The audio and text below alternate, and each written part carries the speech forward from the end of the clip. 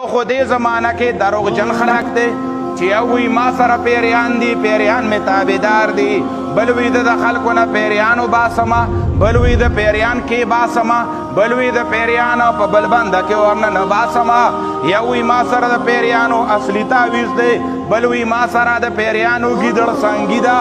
دا د جیب دپاره خبره ده د جیب دپاره دم د چې په ځان باندې اچوه د صحابو په دور کې داسې صحابي نشته چې هغه ناستی او خلک دی وله راځي او دوکان دی کولو کړي د دمونو دوکان دی کولو کړي د زعفرانو چې دا د زعفرانو تعویض دی دا د زعفرانو دم دی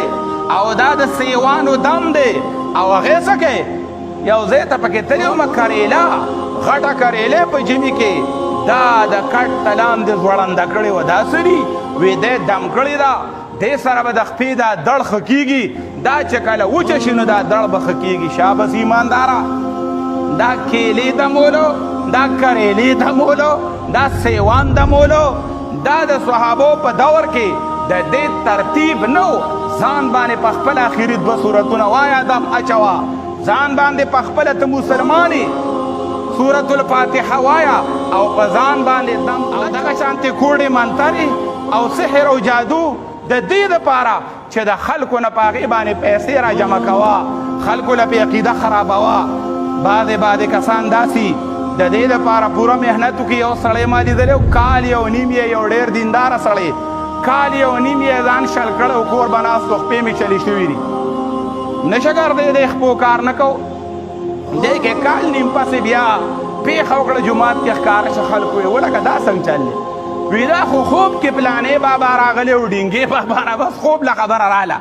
او ما ته یې وی چې دا وظیفه وایه او دا چې په چاوې او بیماري نو ښه کېږي به او ما ته یې وی ته چې پاسې نو په ځان یې ووایه او ما په ځان باندې وویله نو بس پې ټیک ټاک شوې او ښه ښکلې ښکلې ګرځېده خلکو وی چې ویرې شه او یې ما له پلانکې او پلانکې راغلي و هغې راله اپریشن وکړم نرورا باباګان که ژوندي نوم چاله اپریشن نشي کولی او باباګان بزرګان نیکان که مړه نوم چاله اپریشن یې نشي کولی اپریشن به ډاکټران کوي هندو کافر ډاکټري هغه سبق ویلي مثالو تعلیم یې کړی دی سپیشلایزیشن یې کړی دی یوازې په ډاکټرۍ باندې هم اپریشن نشي کولی هر سړی هم چې پوزه توره کړي نه هغه لوار نه وي د هغې دپاره سپیشلایزیشن دی د هغې دپاره هاوس جاب دی د هغې دپاره څلور شپږ کاله سبق دی تب جا کر هغه به اپریشن کوي نو دا پلانکې بابا او ډینګې بابا چې ته یادی چې ما اپریشن وکړه نه باباګانو د دین اپریشن کو باباګانو قرآن بیانو باباګانو نیکانو خلکو د الله د وحدانیت خبره کوله هغې